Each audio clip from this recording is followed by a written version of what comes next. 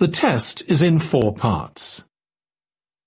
At the end of the test, you will be given 10 minutes to transfer your answers to the answer sheet. Now turn to Part 1.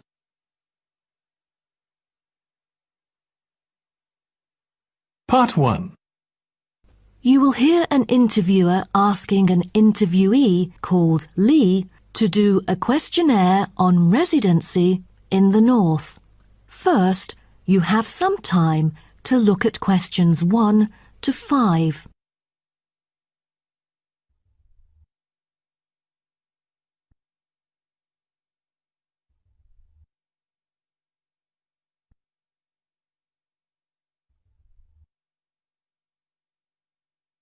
Listen carefully and answer questions 1 to 5. Excuse me? Yes? I was wondering if you could spare a few minutes to do a questionnaire on your residency here in the North. It won't take long. No, that's fine. Lovely. First of all, may I get some information about yourself? Okay. May I know your name and age? My name's Lee, and I'm 19 years old now. Great. And could I ask what your job is? Are you a student? Actually, I'm going to continue my study in business management next month. But at the moment, I'm a salesman by profession. Oh, right. And how long have you been living here in the North? Well, I have been in this city since I was 3 years old, but my family and I had lived in the East for 7 years at first. Now I am 19, so I have spent about 9 years living here till now. Great. Which part of the northern area do you live in? I live in Spring Park. Have you heard of it? Yes, of course. So, what about your accommodation? Do you live in a house or a flat or something similar? I used to live with my family in a big house, and now I'm living in an apartment with 2 of my friends, who are my colleagues as well. Oh, right.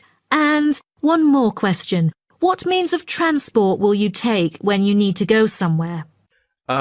If it's not too far away, I'd prefer to go on foot or by bicycle. If there is a long way to go, I take the train or sometimes a cab. I rarely take buses because I think the most important things to keep in mind are time and comfort. Great. Thanks.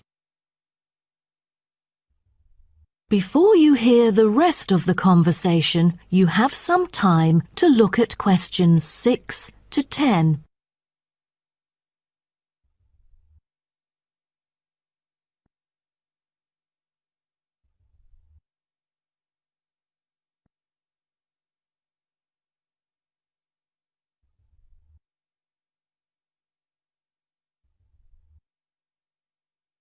Now listen and answer questions 6 to 10.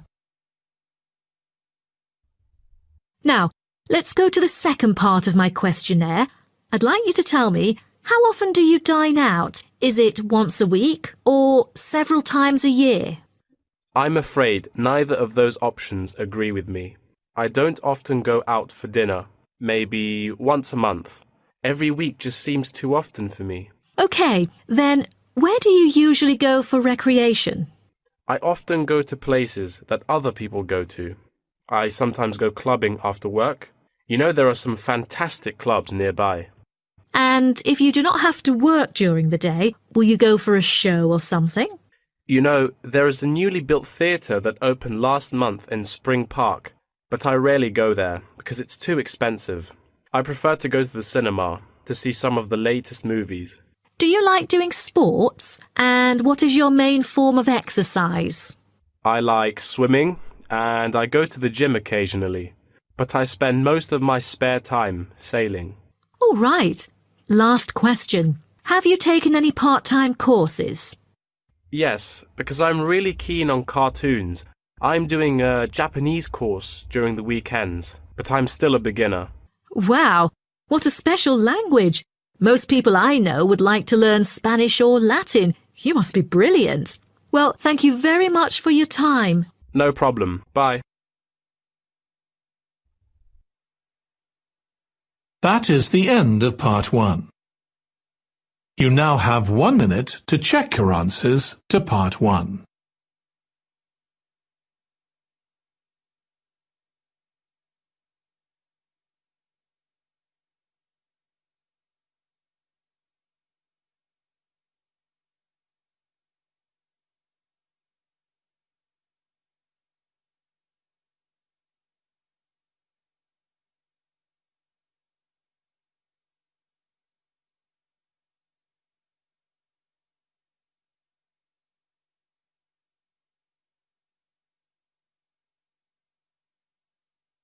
Part 2.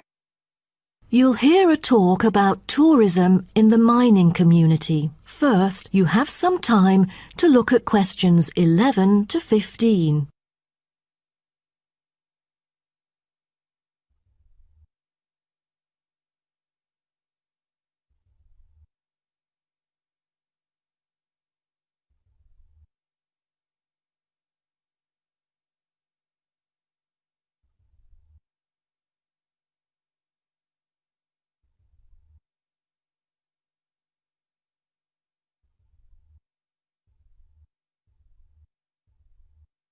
Now, listen carefully and answer questions 11 to 15. Hello, I'm delighted to welcome you to our mining community and very pleased that you're interested in the ores and pits of this area. I think you'll be pleasantly surprised with your special experience here. Now, let me start by giving you some warnings on safety rules and regulations. Rule number 1, always wear safety equipment. There is a litany of safety equipment that mining workers use for their protection, from helmets to safety glasses and gloves. It is essential that all workers wear the necessary safety equipment at all times. There have been countless stories of workers being saved by helmets, which are the hard hats that you can see on the shelf beside you. So, visitors wearing helmets is mandatory in the mining area, although you are free to take them off when you're in the mining museum and picnic area. You won't need to pay any deposit, though you should return them to the counter once you finish the visit. The helmets are offered in all sizes, so choose a suitable one. All right, our mining community is currently being refurbished for some of the main area, so please make a note of that, and you'll know what to look out for. So, when you go in or out of the mine, please pay attention to the road, for it has just been repaired because of the rough surface and can be really slippery since it's still wet. The history and process of tin mining are complicated and involve a lot of special words, but here you will see how it was and still is done. After a short 5 to 10 minute walk, visitors can track round a numbered route with clear explanations. Most of the tour is in the open air, so nice weather helps.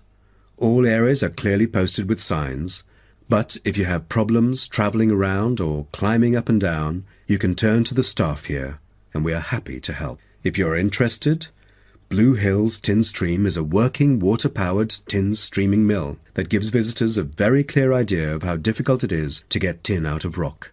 I hope you'll enjoy the informative indoor presentation and this self-guided tour, but you have to bear one thing in mind, that smoking is forbidden throughout the whole community.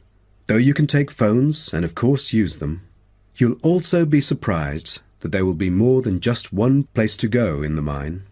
The underground tunnel is now being refurbished and only relevant workers can access it.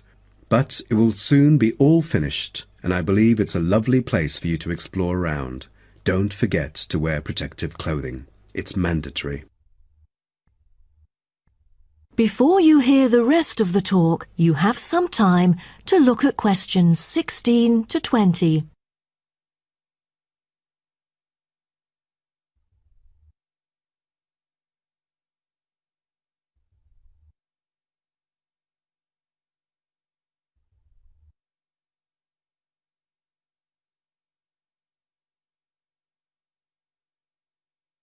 Now listen and answer questions 16 to 20.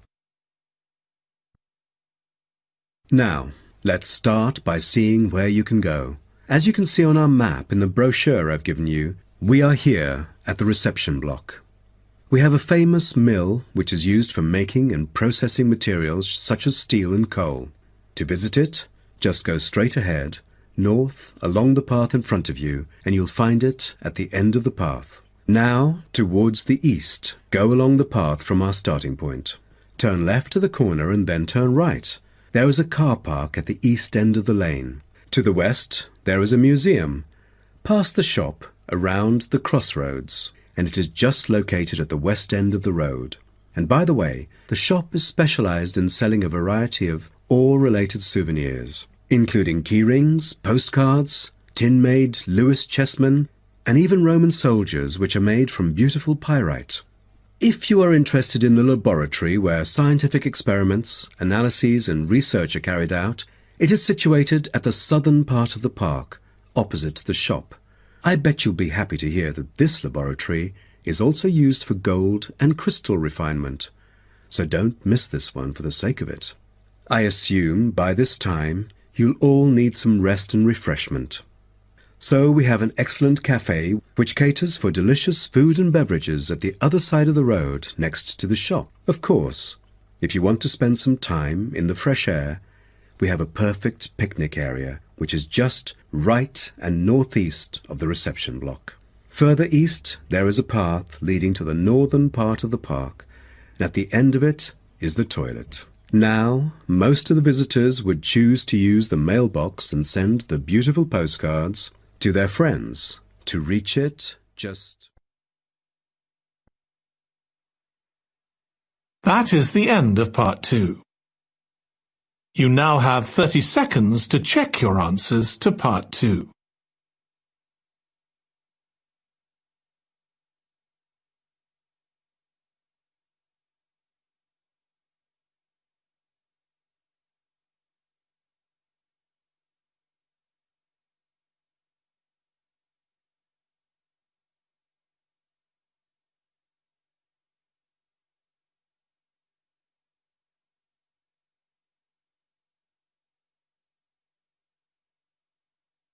Part 3. You will hear two students called Karen and Dave discussing the assignment for their biology class. First, you have some time to look at questions 21 to 27.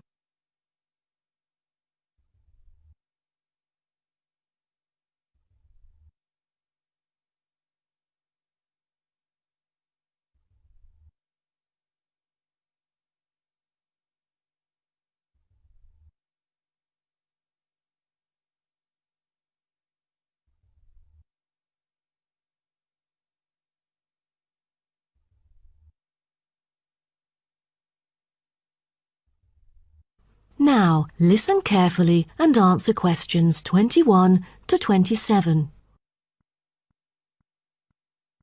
Hi, Dave. As you know, I've asked you to come here today to discuss the assignment for our biology class. We must decide what we should do about this very important research work. The whale survey. Yeah, I was also hoping to share some ideas with you. So let's start. OK. I've dug into some journal articles to see what sort of questions we should consider. Most of them include watching time and strongly urge it to be the top concern. What do you say? Yeah, the watching time should be carefully chosen, since I've heard a lot of unnecessary failures concerning picking the wrong time when it all went stormy and murky, and then nothing was seen during the whole field trip. I mean, they could have avoided that easily. Right. Then we should also pay close attention to the sea's surface because no one wants to encounter the failures you just mentioned. I think we'd better hope for the best, that it will be calm, with no choppy status. What about the weather conditions? That definitely should be taken into account, as it correlates with all the former factors. Most important of all, as a sighting is made, position and environmental parameters are recorded on standardized sighting pro formats, including time, visibility, position of the ship, using a global positioning system, wind speed, and wind direction. Shouldn't there be a set limit for the visibility level, say 50 meters? Cetaceans are really sensitive to sound. They are able to know that something's coming after them, so they would hide in order to avoid possible danger. So let's make it 100 meters, shall we? Yeah, that might be better. Oh, in that case, we'd also need to pay attention to the appearance of the fishing boats, you know, for all the noise that they would make. That's right. Although observations were regularly made, we know very little about whale vocalization and how they use sound in their behavioral and social interactions. So to understand marine mammals' social interactions, we'll need to use passive acoustic recordings to track and assess the individual behaviors of whales, as well as to identify their appearance. OK, then what about scales? Oh, for each sighting, the number of animals should be counted. The group size, I mean. Also, we need to identify the species, possible age, and sex of the individuals. Before you hear the rest of the talk, you have some time to look at questions 28 to 30.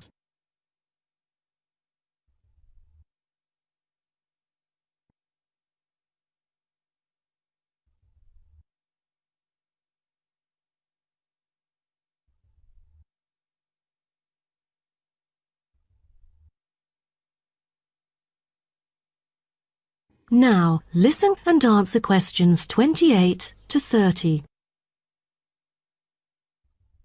Speaking of identifying species, we need to find out the unique physical features of each whale. Let's start with the sperm whale. The sperm whale is the largest toothed whale, yet it's only a quarter of that of the blue whale. Its unique body is unlikely to be confused with any other species, and that distinctive shape comes from its very large, block-shaped head, which can be 1/4 to 1/3 of its length. The sperm whale's flukes are triangular and very thick. It has a series of little bumps on the back of its fluke instead of having a dorsal fin. The largest bump is called the hump by whalers and can be mistaken for a dorsal fin because of its shape and size. Then there is the northern right whale. Right whales have round bodies with arching rostrums, V-shaped blowholes, and dark grey or black skin. The most distinguishing feature of a right whale is the rough patches of skin on its head, which appear white due to parasitism by whale lice. It has no back fins at all. The blue whale's body can be various shades of bluish-grey dorsally and somewhat lighter underneath. It has a long, tapering body that appears stretched in comparison to the stockier build of other whales. The head is flat, U-shaped, and has a prominent ridge running from the blowhole to the top of its upper lip. Lastly are the minke whales. They are the second smallest baleen whale. The minke whale is black, grey or purple in colour. Common minke whales are distinguished from other whales by a white band they have on each flipper. Their long back and tiny dorsal fin, 2/3 of the way down their back, is quite distinctive. That is the end of part 3. You now have 30 seconds to check your answers to part 3.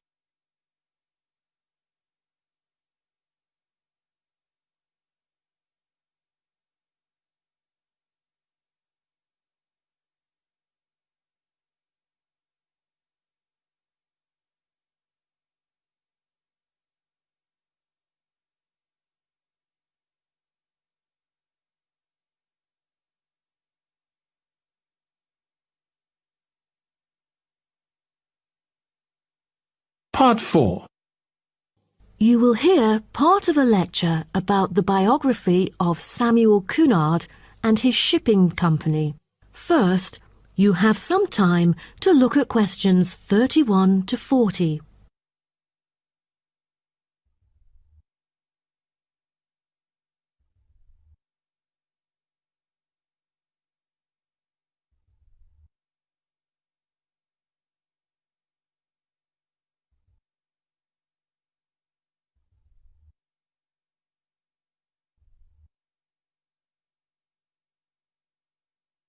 Now, listen carefully and answer questions 31 to 40.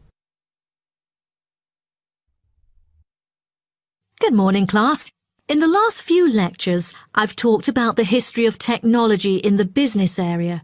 But today, I want to use Samuel Cunard as our case study, who was a shipping magnate that founded the Cunard Line. Now, Cunard was born in Canada. When he first left home, he was still a teenager. Then he came into a US company as a worker and learned how to sail there. During the War of 1812, Cunard volunteered for service in the 2nd Battalion of the Halifax Regiment Militia and rose to the rank of captain. He held many public offices, such as volunteer fireman and lighthouse commissioner, and maintained a reputation as not only a shrewd businessman, but also an honest and generous citizen. When he went to England, his friends cooperated with him, and together they coined a shipping company. The company had instant wealth and could deal with more than one cargo, for its major business was in North America and the Atlantic. From then onwards, Cunard became a highly successful entrepreneur in British shipping, and one of a group of 12 individuals who dominated the affairs of England. In 1838, the British government, impressed by the advantages of steam sailing for making regular passages, invited tenders to carry the transatlantic mails by steamer. Back then, mail contact through steamships brought more punctuality, while other types of ships were always delayed. The journey times were flexible, with a transatlantic crossing lasting for 6 weeks and with no fixed times of departure or arrival. So it was never known when the mail would arrive, or, since so many sailing ships foundered, whether it would arrive at all. What Cunard wanted, in line with the thrusting new technology of the Victorian age, was a maritime extension of the brand, new timetabled railways on land. Cunard's experience in steamship operation, with observations of the growing railway network in England, encouraged him to explore the creation of a transatlantic fleet of steamships, which would cross the ocean as regularly as trains crossed land, and that's why he went to the United Kingdom seeking investors in 1837. He set up a company with several other businessmen to bid for the rights to run a transatlantic mail service between the UK and North America for £55,000 annually for 10 years. The bid was successful. Almost at the same time, Cunard cooperated with an English businessman and established the British and North American Royal Mail Steam Packet Company, the ancestor of the Cunard Line. In 1840, the company's first steamship sailed from Liverpool to Boston, Massachusetts, with Cunard and 63 other passengers on board, marking the beginning of regular passenger and cargo service. Establishing a long, unblemished reputation for speed and safety, Cunard's company made ocean liners a success in the face of many potential rivals who lost ships and fortunes. Cunard's ships proved successful, and he then opened many branches. But the high costs saddled Cunard with heavy debts by 1842, so some of them went bankrupt.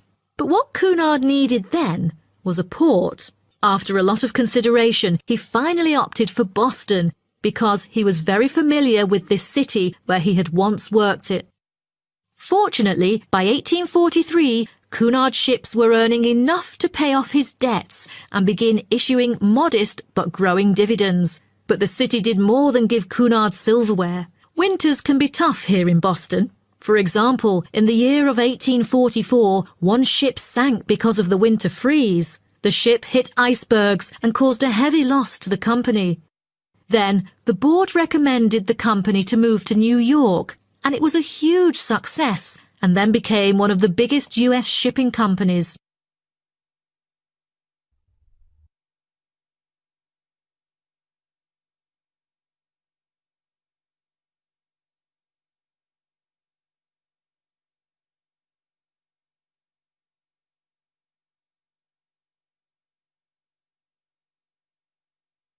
Cunard himself made safety his priority, and to this day, Cunard has never been responsible for the loss of a single passenger or a single mail bag on the Atlantic run.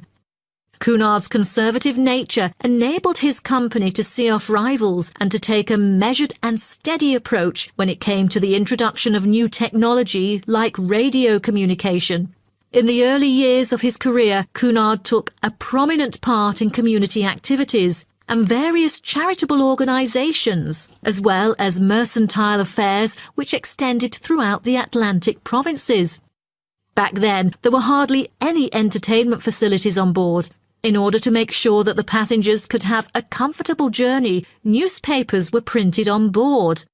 Cunard was gratefully remembered for employing his capital in shipbuilding activities in the hard times of the 1830s because this enterprise had circulated money where there would otherwise be poverty and stagnation.